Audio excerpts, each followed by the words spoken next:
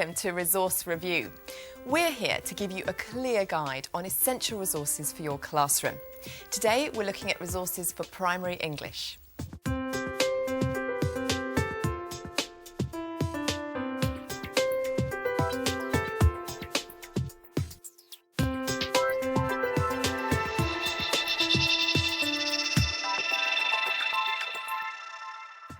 Our subject specialist recommending today's resources is Jill Budgell.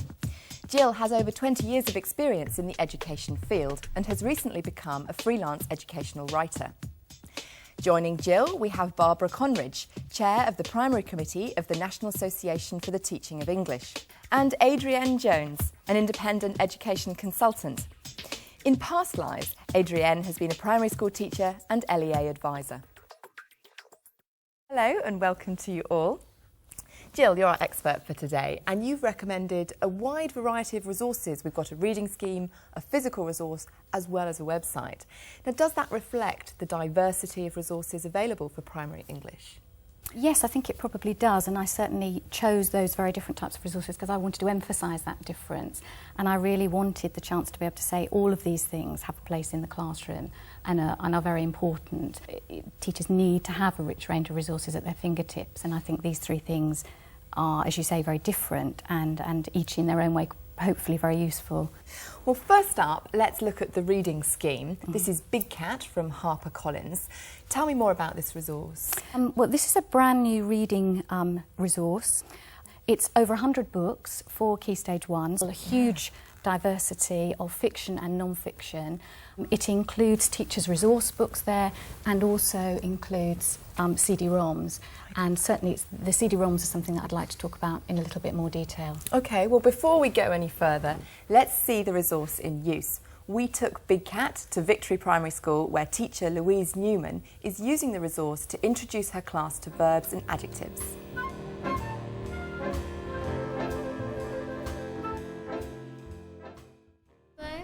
Today we used one of the Big Cat books. We used one of the pictures to describe a setting, and then it was used to write a letter describing the setting, which was a party. As a reading scheme for guided reading and for the children to take home, they're very, very good.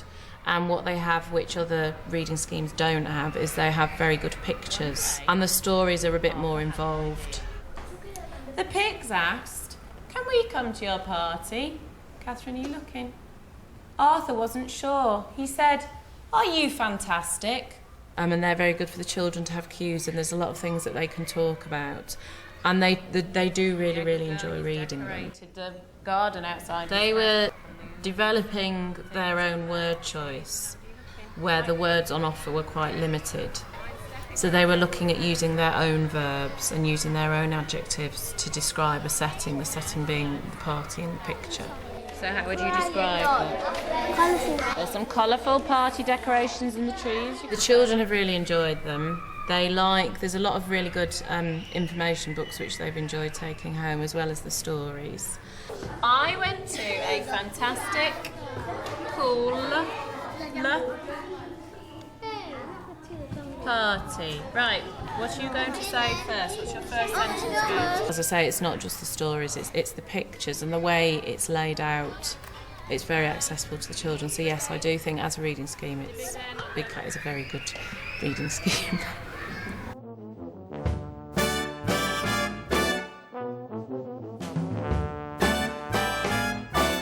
Well, Jill, the teacher Louise seemed very keen on this resource, but can I just ask you to set it in the context of other books and reading schemes that are available for Key Stage 1? Sure. Certainly there are a huge number of reading resources that teachers can choose from for Key Stage 1. And as you can see from Collins' Big Cat, the benefit of this scheme is that there are a huge number of authors, many very well known, and also a huge diversity of artwork and photographs. And so I think this just sits very comfortably alongside resources that teachers will already have in the classroom. What is it about this one that made you choose it, though? Well, partly that it's brand new, because it's a long time since we've had a substantial new Key Stage 1 reading scheme available, but also it's the fact that it has been conceived from the very beginning with the technology. Right. And the software, I think, is a very strong part of the scheme. On the CD-ROM, you've got quite a lot of extra material. You've got something like 10 talking books, which are literally the printed book on the screen with some sound effects. But obviously that alone for some children is enough to motivate them to want to pick up the book and revisit the CD-ROM. Now perhaps if I could open up to the panel now. We saw our teacher there terribly keen on using the pictures in these books because they're so well illustrated. But Barbara, do you think focusing on the illustrations for a reading scheme is really what we should be talking about? Yes, it's part of what children need to be able to do to learn to read. We do it every time we use a map, we do it every time we look at a science book and you're looking at an illustration, you're gaining information from a visual text. So it's a very important part of learning to read. It's not the only one, and what teachers do is to teach children the range of those skills so that at various times in their reading experience they can apply them. Adrienne, do you have any reservations about this resource? I mean, to me, I'm just wondering whether the quality can be maintained over 100 books. I think it is variable, and out of any 100 books there will always be favourites. I mean, it is described in the publisher's blurb as a guided reading resource as opposed to a reading scheme. Actually, there's no difference, it seems to me, but I think you would buy something like this and use it judiciously. And I think if you're a less confident, perhaps less experienced teacher, you might actually want to use it in a fairly orderly way. And I think you could do so knowing that it's come from a very good stable. It has quite substantial, although not overloading, I would say, teacher support. You can see here on the table there's the assessment and support guide. Right, there's yeah. quite helpful notes if you want that sort of level of support. Well, thank you very much. Now let's move on to our second resource, something completely different. Jill, these look like great fun. This is a physical resource for primary English. Comprehension cubes. Yes. Now, tell us more about them. Thank you. Yes, I need to hold them. Oh, right, okay. These are very tactile cubes. They're very, very reasonable to buy. You get 6 in a packet, and they are meant to be a support for reading comprehension. The idea is that you might have a little guided reading group round the table, As for we example. We may have started reading a book and we say, stop, OK, let's have a little roll of the dice, and whoever catches the dice can read the question. How might this story relate to your life, Hermione? Okay. Depending on where we are. Before we carry on playing with the cubes, let's go and see them in action.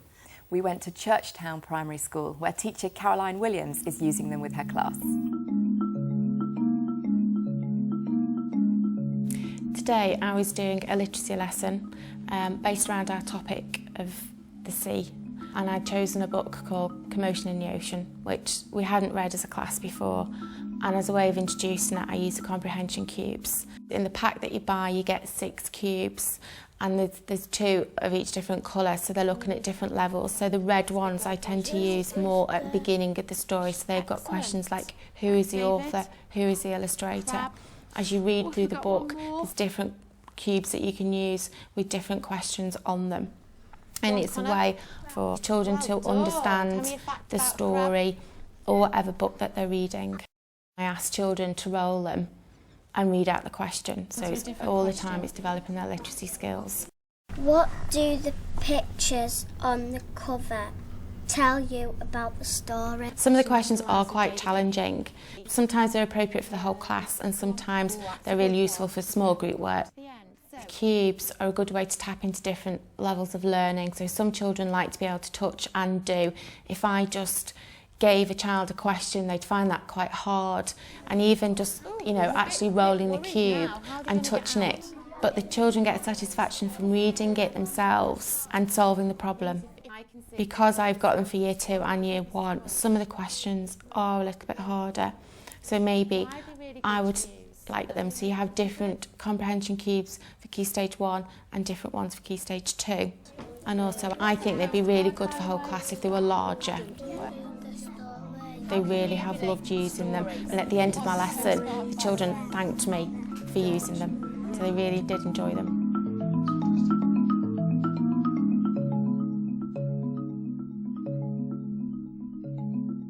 Well, a fun resource, undoubtedly. But Barbara, can I come to you first and pick up on this issue of what age you think they really work best at?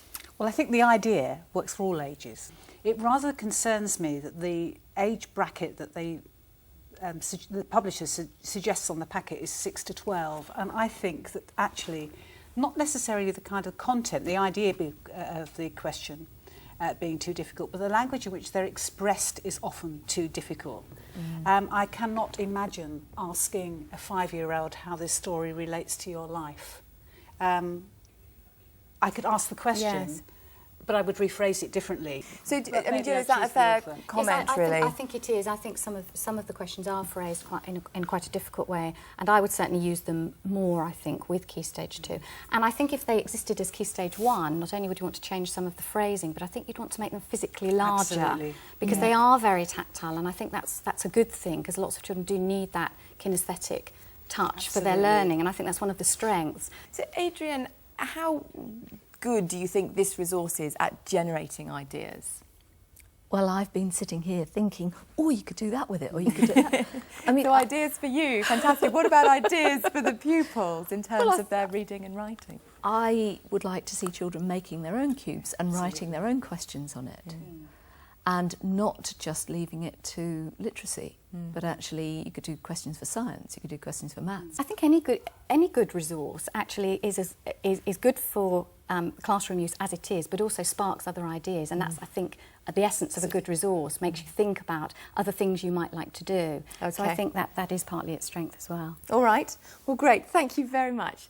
Now let's move on to our third resource. Now, Jill, this is something different again. Yes. It's a website. Yes. Many websites out there. Yes. Why did you choose this one? Yes. What is it and what does it do? Okay. Well, it's called the Storycatcher website, and it's free. And this, at its very heart, supports children's writing and having their writing published online and in print. So that immediately caught my imagination. So how does it work? You, as a school or as a parent, you subscribe. So you register and subscribe, but it's free? Yes. And I think once you've done that online, then that means you can access the website to read some of the existing stories. But it also entitles you to vote on the stories that are on the website. And the ones that receive the most votes are the ones that are then carried forward into being printed in the anthology. Is it just really a facility, or does it actually give pupils ideas for writing? Does it help them with their writing? I think you're pretty much on your own. I think the stimulation is the other writing from fellow writers that you're reading and engaging with. So I think it's the sense of belonging to a writing community, and sharing your work internationally.